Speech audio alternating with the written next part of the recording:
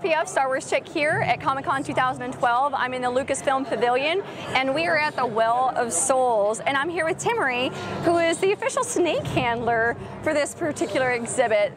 Timmery, tell me a little bit about, because I know we've got live snakes. I don't know if you guys can see them. There's one back there moving in the background. There's actually a ton of snakes in here.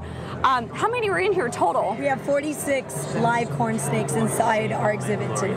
Wow. So how did this all come about? How did you guys get permission to do something like this? Because this is pretty unique to Comic-Con. Absolutely. Lucasfilms came up with the idea of recreating an exhibit for the Comic-Coners to have the same feeling that Dr. Jones would have descending into a snake pit. So they contacted our zoo and said, hey, how can we make this happen?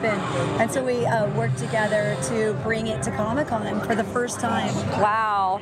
What's been the response to the snakes? Are people like freaked out, or are they fascinated? What's kind of been the response? We've actually had a huge hue of responses, which has been awesome. We've had people with massive phobias, you know, giving the reaction that Dr. Jones would have.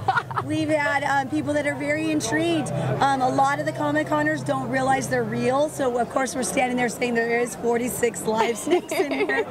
So Timmery, tell me, where else can people go to see this particular exhibit? Well, they're going to be actually displaying all the indie artifacts at the Science Center up in Santa Ana. Nice. So the Science Discovery Center is going to be having a huge display. So all indie fans should definitely check it out. And this piece is actually going to be one of those pieces now on display. Very cool.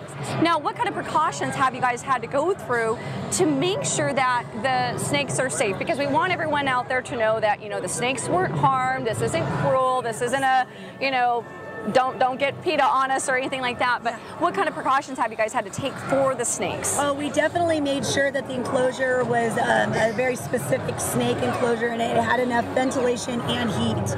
And we have heaters underneath the sand, a beautiful sand layer, and every morning I go inside and make sure that everything's working properly. We do have fresh water for them every single day, and as most snake lovers know, you only feed a snake depending on what type of snake it is and how big they are. There's a specific time schedule for that snake. These snakes are about every 10 days. Okay. So they were fed prior to Comic-Con, and as you can see, they're extremely healthy. We've had a lot of snakes shed full sheds, which that shows a sign of an excellent healthy snake. We are in the business of making sure that people understand that you can learn a lot about animals and be safe with them, and we're the people that can help you do that.